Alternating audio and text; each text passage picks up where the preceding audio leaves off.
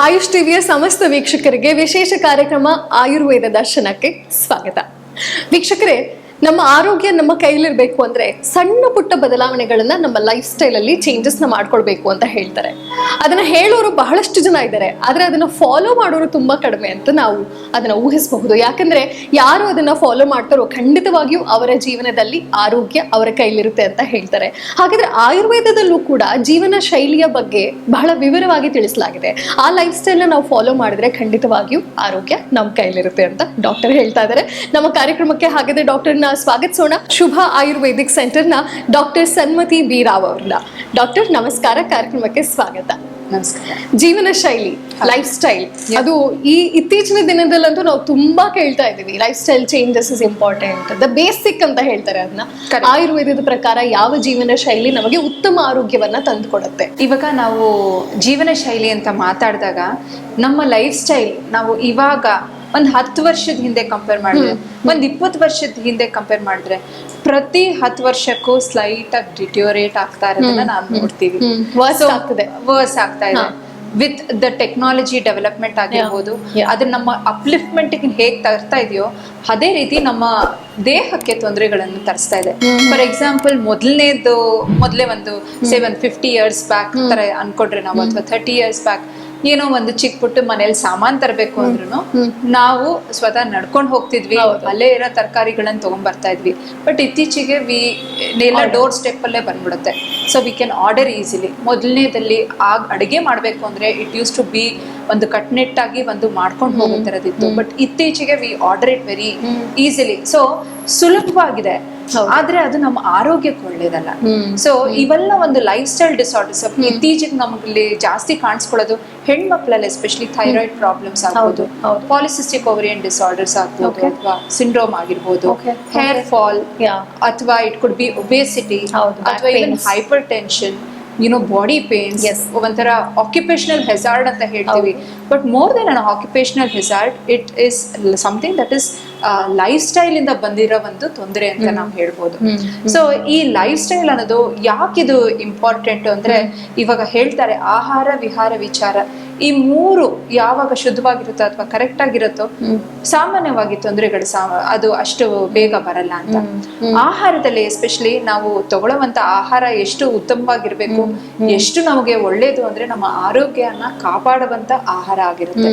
ನಾವು ಎಷ್ಟೊಂದ್ಸಲಿ ಬಾಯಿ ಚಪಲಕ್ಕೆ ಆಹಾರನ ತಿನ್ನೋ ಒಂದು ಹ್ಯಾಬಿಟ್ ಆಗೋಗಿರುತ್ತೆ. ಇವಾಗ ಎಸ್ಪೆಷಲಿ ವೀಕೆಂಡ್ಸ್ ಬಂತು ಅಂತ ಇವಾಗ, ಸೊ ನಮ್ಮ ಪ್ರದೇಶದಲ್ಲ, ಅದು ಮೊದಲನೇದಾಗಿ ನಮ್ಮ ದೇಶದ್ದು ಫುಡ್ಸ್ ಗಳಾಗಿರಲ್ಲ, ಬೇರೆ ದೇಶದಿಂದ ನಾವು ಕಲ್ತ್ಕೊಂಡು ಅದನ್ನ ಮಾಡಿ ಅದಕ್ಕೆ ಇನ್ನ ಒಂದ್ ಸ್ವಲ್ಪ ರುಚಿಯಾಗಿ ಬೇಕಾಗಿರುವ ಆಹಾರ, ಇನ್ನ ಒಂದ್ ಸ್ವಲ್ಪ ರಾಸಾಯನಿಕ ಪದಾರ್ಥ ಅಂತಾನೆ ಹೇಳ್ಬೋದು. We mix all of that, prepare food, take it.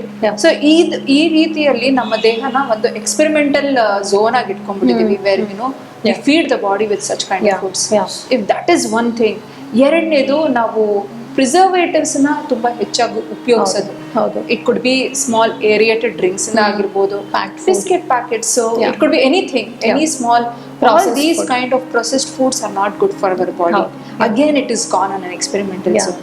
So ಆಹಾರದಲ್ಲಿ ಆ ಥರದ್ದಾಗಿದ್ರೆ, ಇನ್ ವಿಹಾರದಲ್ಲಿ ಅಂದ್ರೆ with the life style that we are doing, ನಮ್ಮಲ್ಲಿ we have the time to go. ಇವಾಗ ಒಂದು ಜಿಮ್ ಅಲ್ಲಿ ಹೋಗಿ ಎಕ್ಸಸೈಸ್ ಮಾಡೋದು, ಇಟ್ ಇಸ್ ಡಿಫ್ರೆಂಟ್. ಹಾಗೆ ಒಂದು ವಾತಾವರಣದಲ್ಲಿ, ಎನ್ವಿರಾನ್ಮೆಂಟ್ ಅಲ್ಲಿ, under the sun, when you go for a walk, you sweat, that has a different impact on the body. So ಇವೆಲ್ಲ ಸ್ವಲ್ಪ ಇಂಪಾರ್ಟೆಂಟ್ ಆಗುತ್ತೆ. ಸೊ ಎಕ್ಸಸೈಸಸ್ ಇವಾಗ ಎಲ್ಲರೂ ಯೋಗಾನೇ ಮಾಡ್ಬೇಕು ಅಂತ ಅಲ್ಲ, ಅಥವಾ ನಿಮ್ಗೆ ಏರೋಬಿಕ್ಸ್ ಇಷ್ಟನಾ, ಡಾನ್ಸ್ ಇಷ್ಟನಾ, ನಿಮ್ಗೆ ಯಾವ್ದು ಇಷ್ಟನೋ ಒಂದು ರೀತಿ, one form of exercise becomes very important. ಅದೇ ರೀತಿಯಲ್ಲಿ ವಿಚಾರ, ಇವಾಗ ಮಾತುಕತೆ ಆಗಿರ್ಬೋದು, all these have an impact. ನಮ್ಮಲ್ಲಿ ಸಾತ್ವಿಕ, ರಾಜಸಿಕ, ತಾಮಸಿಕ ಆಹಾರಗಳೇನಿದೆಯೋ ಅದೇ ರೀತಿ ಮನಸ್ಸಲ್ಲೂ ಕೂಡ ಸತ್ವ, ರಜಸ್, ತಮಸ್ ಅಂತ ಹೇಳ್ತೀವಿ. ಈ ಮೂರು ಒಂಥರ ಮನಸ್ಸಿನ ಗುಣಗಳು ಅಂತ ಹೇಳ್ಬೋದು. ಸತ್ವ ಗುಣ, ರಜಸ್ ಗುಣ, ಮತ್ತೆ ತಮೋ ಗುಣ ಅಂತ ಹೇಳಿ. ಸೊ ಆಹಾರದಿಂದ ಅದ್ರದ್ದು ಇನ್ಫ್ಲೂಯೆನ್ಸ್ ಆಗುತ್ತೆ. ಅದೇ ರೀತಿ ನಮ್ಮ ವಿಚಾರ ಕೂಡ ಅದರದಿಂದಾನೇ ಇನ್ಫ್ಲೂಯೆನ್ಸ್ ಆಗುತ್ತೆ. But it is very important. ನಾವು ಮನುಷ್ಯನಾಗಿ ನಾವು ವೆನ್ ವಿ ಆರ್ ಹ್ಯೂಮನ್ಸ್, ಆ ಒಂದು ಕ್ಯಾರೆಕ್ಟರ್ನ ನಾವು ಬೆಳೆಸ್ಕೊಳ್ಳೋದು ತುಂಬಾನೇ ಇಂಪಾರ್ಟೆಂಟು. ಯಾವ ಥರದ್ದು ಅಂದರೆ ಸತ್ವವಾಗಿರೋ ಗುಣಗಳು. ಸತ್ವವಾಗಿರೋದು ಅಥವಾ ಸತ್ವಗುಣ ಅಂದರೆ ಹೇಗೆ ಅಂದರೆ, ಒಂದ್ ರೀತಿಲಿ ಡಿಸಿಪ್ಲಿನ್ಡ್ ಆಗಿರೋದು. ಸೊ ಕೋಪ ತಾಪ ಅಥವಾ emotionally not getting very much imbalanced ಆ ತರದಿರೋದು ಒಂದು ಸತ್ವಗುಣದಾಗಿರುತ್ತೆ. ಕಾನ್ಸಂಟ್ರೇಷನ್ಸ್ ಲೆವೆಲ್ ಹೆಚ್ಚಾಗಿರೋದು, ಡಿಸಿಪ್ಲಿನ್ಡ್ ಆಗಿರೋದು, ಡೆಡಿಕೇಟೆಡ್ ಆಗಿರೋದು, putting a right effort for the right cause, ಆ ಒಂದು ಧರ್ಮದಲ್ಲಿ ನಡ್ತಕ್ಕಂಥ ಚೌಕಟ್ಟಲ್ಲಿ ಆಗಿರೋದು ಸತ್ವಗುಣ ಆಗಿದ್ರೆ, ರಜಸ್ಸಿನ ಗುಣ ಒಂದ್ ರೀತಿ ಡೈನಾಮಿಸಮ್ ಅನ್ನ ತೋರ್ಸಕ್ಕಂಥದ್ದು ಇರ್ಬೋದು. ಸೊ ಇದು ಬೇಡ ಆ ತರದಲ್ಲ, ಬೇಕಾಗಿರತ್ತೆ, ಕೆಲವು ಟೈಮ್ ಅಲ್ಲಿ ಬೇಕಾಗಿರತ್ತೆ.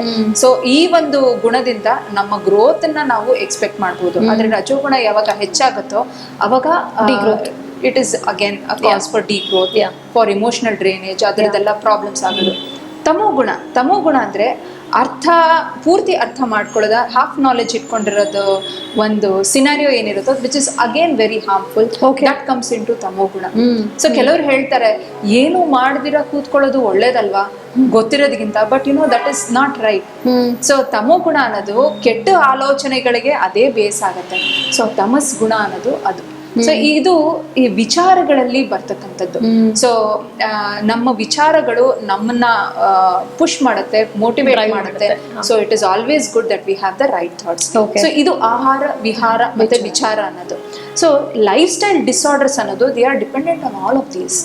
ಆಹಾರದಿಂದ, ವಿಹಾರದಿಂದ, ವಿಚಾರಗಳಿಂದ, so many mental disorders, they're all dependent on all of these again.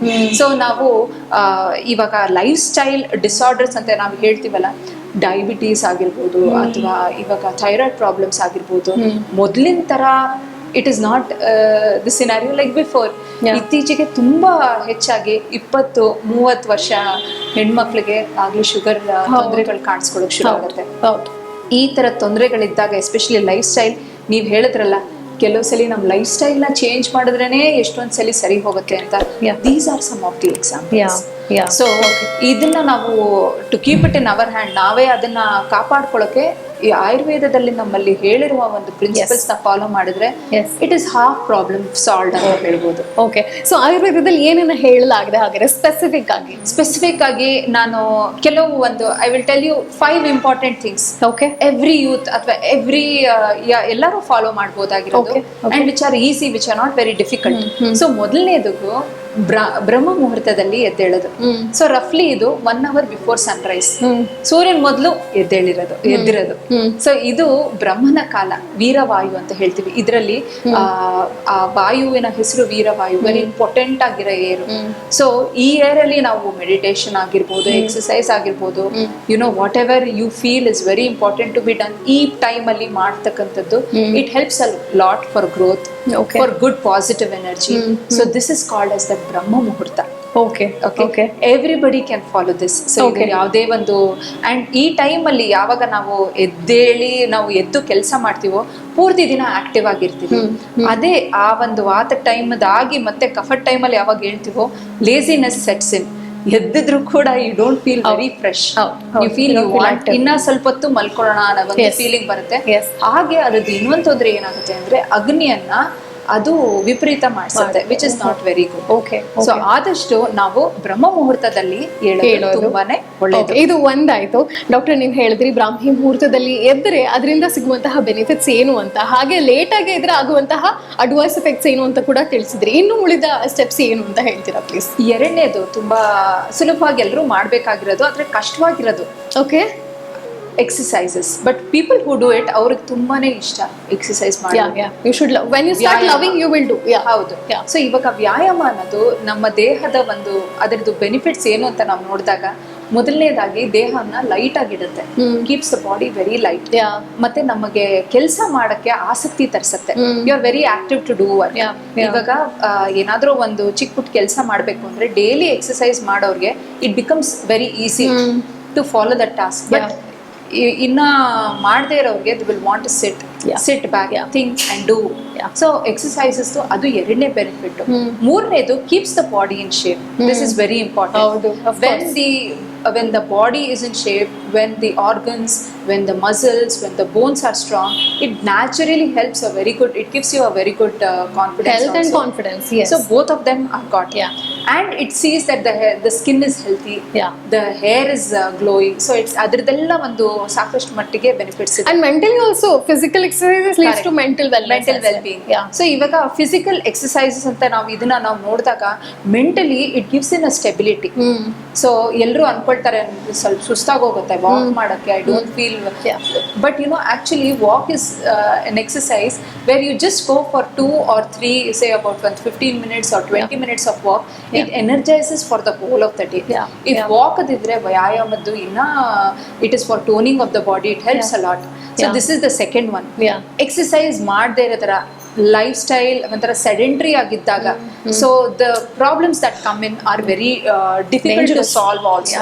So first ಬರೋದು ಮೆಟಬಾಲಿಕ್ ಪ್ರಾಬ್ಲಮ್ಸ್. ಸೊ ಜೀರ್ಣದ ಶಕ್ತಿ ಕಡಿಮೆ ಆದಾಗ ಬೊಜ್ಜು ಬರಕ್ ಶುರು ಆಗುತ್ತೆ. ಬೊಜ್ಜಿನಿಂದ ಬರ್ತಕ್ಕಂಥ ಕಾಯಿಲೆಗಳು, ರಕ್ತ ಚಲನ ಶಕ್ತಿ ಕಮ್ಮಿ ಆಗುತ್ತೆ, ಮೂಳೆಗಳು ಸವ್ಯಕ್ ಶುರು ಆಗುತ್ತೆ, ಮೂಳೆ ತೊಂದರೆಗಳು ಕಾಣಿಸ್ಕೊಳಕ್ ಶುರು ಆಗುತ್ತೆ. ದೇಹ ತೂಕ ಇಂದ ಕಾಲ್ ನೋವಾಗಿರ್ಬೋದು, ಬೆನ್ನು ನೋವಾಗಿರೋದು ಇದು ಸುಲಭವಾಗಿ ಬರುತ್ತೆ, ಮತ್ತೆ ಹೋಗಕ್ ಕಷ್ಟ ಆಗುತ್ತೆ. So these are the once.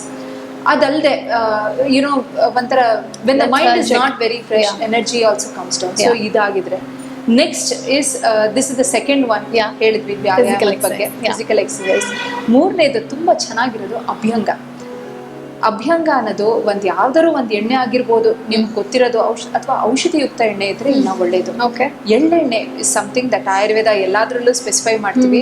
ನಮ್ಮ ಹಲವಾರು ಔಷಧಿಗಳಲ್ಲಿ ಎಳ್ಳೆಣ್ಣೆನೇ ಬೇಸ್ ಆಗಿರುತ್ತೆ ಎಣ್ಣೆಗೆ.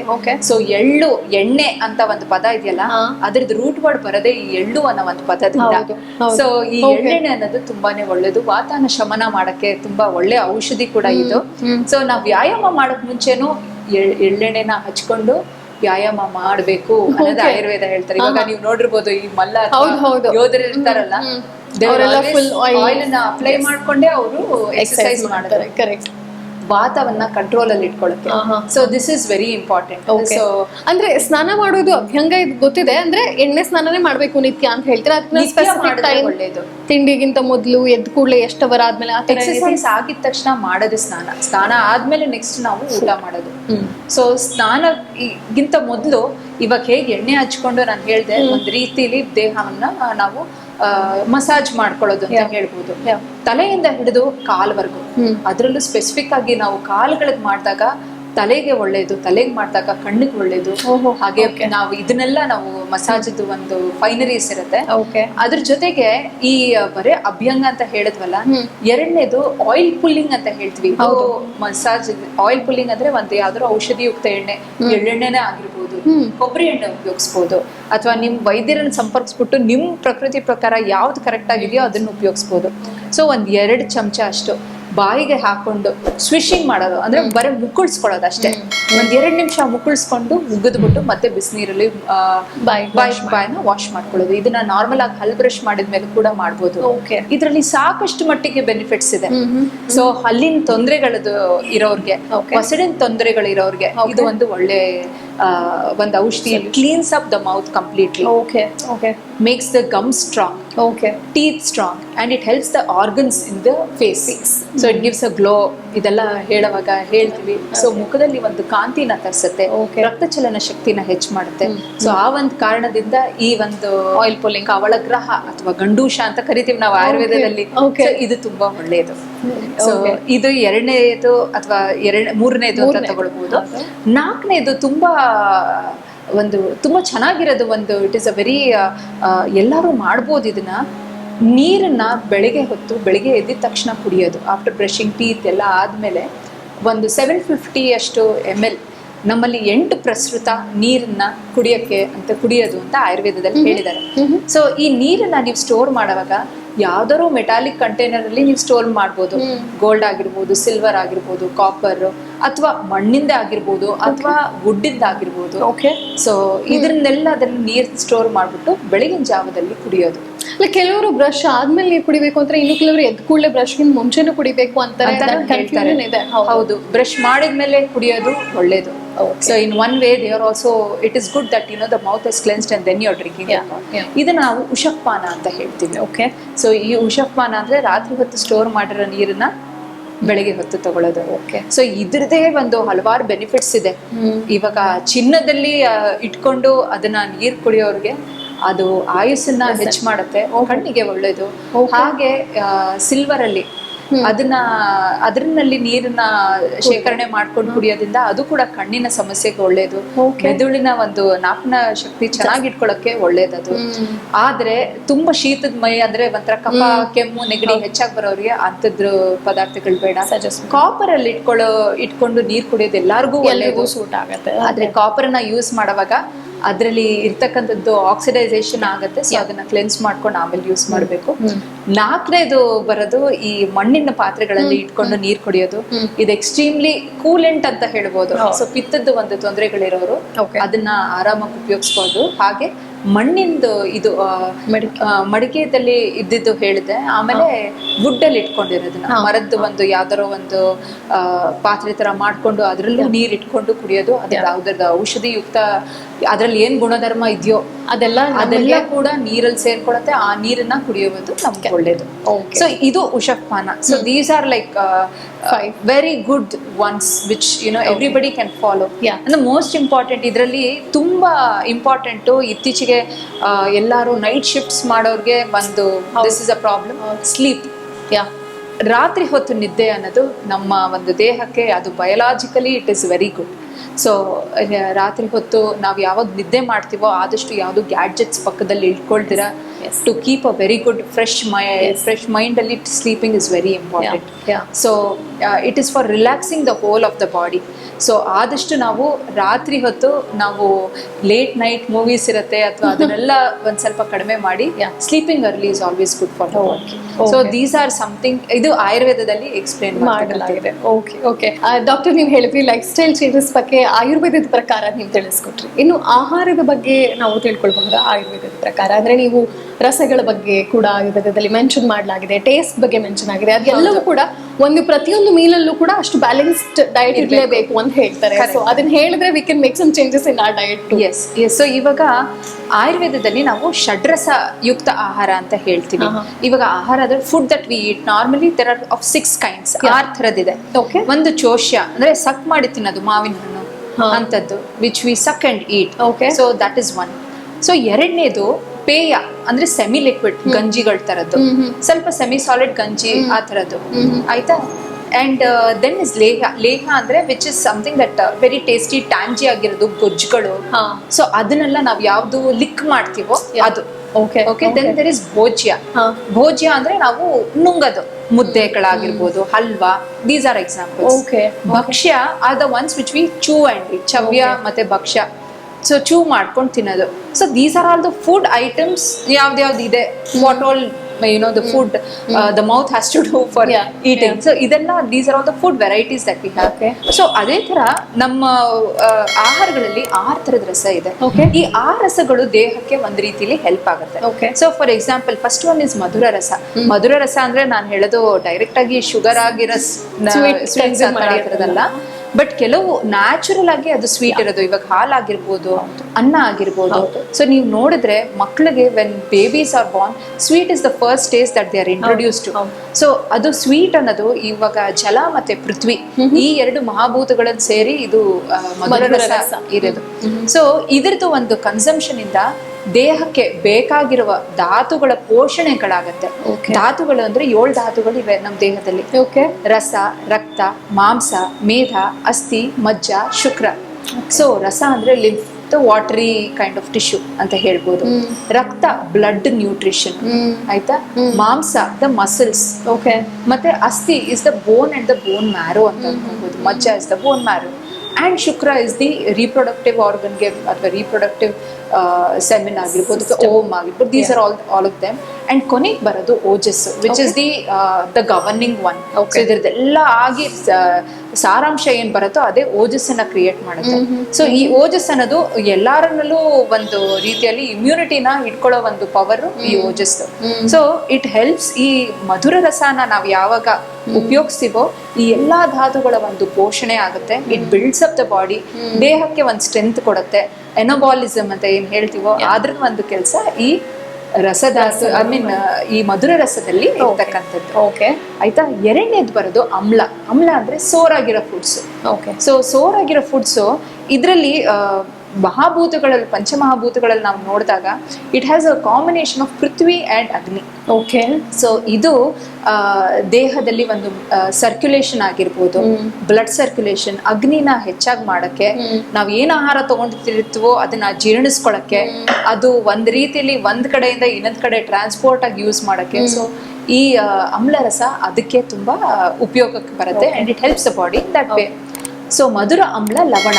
ಓಕೆ. ಲವಣ ಅಂದ್ರೆ ಸಾಲ್ಟ್. ಸೊ ಇವಾಗ ಸಾಲ್ಟ್ ನಮ್ಮ ಆಹಾರದಲ್ಲಿ ಇಂಪಾರ್ಟೆಂಟ್. ಎಷ್ಟು ಇಂಪಾರ್ಟೆಂಟ್ ಅಂದ್ರೆ ಅದ್ ಇಲ್ಲ ಅಂದ್ರೆ ನಮ್ ತಿನ್ನಕ್ಕಾಗಲ್ಲ, ಅದ್ ಜಾಸ್ತಿ ಇದ್ರೂ ತಿನ್ನಕ್ಕಾಗಲ್ಲ. ಸೊ ಉಪ್ಪು ಅನ್ನೋದು it is in that way it's a very good source for the body. ಸೂಕ್ಷ್ಮ, ಇಟ್ ಇಸ್ ವೆರಿ ತುಂಬಾ ಡೀಪ್ ಆಗಿ it has the capacity to travel in very small channels. Okay. It relieves pains very easily. So ಹಾಗೇನೆ ನಾನು ಅವಾಗ ಹೇಳಿದ ಥರ ಆಹಾರನ ಒಂದು ಹೇಗೆ ಒಂದು ರುಚಿ ಕೊಡ್ಸತ್ತೋ ಅದೇ ರೀತಿಯಲ್ಲಿ ದೇಹಕ್ಕೆ ಒಂದು it helps to see that the potency of what food we have eaten, it reaches the ಧಾತುಸ್ ವಿತ್ ದಿಸ್ ಸಾಲ್ಟ್ ಟೇಸ್ಟ್. ಕಟು ಅಂದರೆ ಸ್ಪೈಸಿ ಅಂತ ತಗೋಬೋದು, something which is very you know mouth watering ಅಂತ ಹೇಳಿ, ಅಂದರೆ ಕಣ್ಣಲ್ಲಿ ನೀರು, ಬಾಯಲ್ಲಿ ನೀರು, ಮೂಗಲ್ಲಿ ನೀರನ್ನ ತರ್ಸಕ್ಕಂಥ ಒಂದು ಪಂಚೆಂಟ್ ಆಗಿರೋ ಖಾರದ ಟೇಸ್ಟ್. ಸೊ ಈ ಟೇಸ್ಟ್ ಕೂಡ ಇದ್ರದ್ದು ಒಂದ್ ಸ್ವಲ್ಪ ಕೆಲ್ಸಗಳಿದೆ ಏನ್ ಮಾಡತ್ತೆ ದೇಹಕ್ಕೆ ಅಂತ ಇದ್ದಾಗ.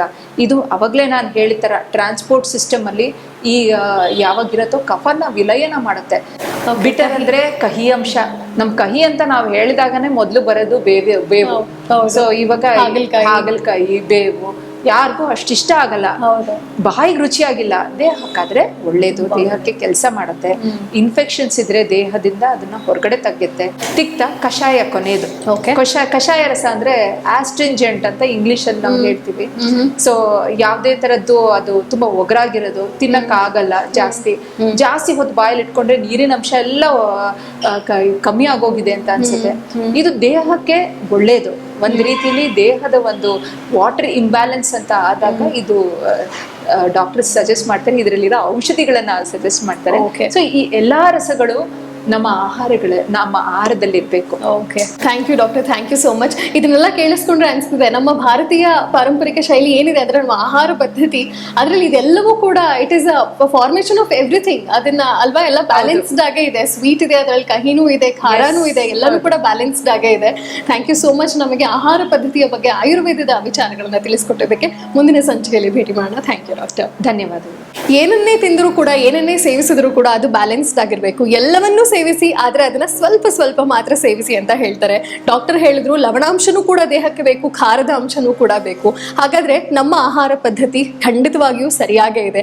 ಬಾಯಿ ಚಪ್ಪಲಕ್ಕೆ ಅಥವಾ ಬಾಯಿಯ ರುಚಿಗೋಸ್ಕರ ವೆಸ್ಟರ್ನ್ ಫುಡ್ ಸ್ಟೈಲ್ನ ನಾವು ಫಾಲೋ ಮಾಡಿದ್ರೆ ಅದು ನಮ್ಮ ದೇಹಕ್ಕೆ ಅಡ್ವರ್ಸ್ ಎಫೆಕ್ಟ್ ಅನ್ನ ಕೊಡುತ್ತೆ ಅಂತ ನಮಗೆ ತಿಳಿದಿದೆ ವೀಕ್ಷಕರೇ. ಸೊ ಹಾಗಾಗಿ ಆಹಾರ ಪದ್ಧತಿಯನ್ನ, ನಮ್ಮ ಪ್ರಕಾರ ಇರುವಂತಹ ಆಹಾರ ಪದ್ಧತಿಯನ್ನ ನೀವು ಕೂಡ ಪಾಲಿಸಿ, ಆರೋಗ್ಯ ನಿಮ್ಮದಾಗ್ಲಿ ಅಂತ ಹೇಳ್ತಾ ಮುಂದಿನ ಸಂಚಿಕೆಯಲ್ಲಿ ಭೇಟಿ ಮಾಡ್ತೀನಿ. ನಮಸ್ಕಾರ.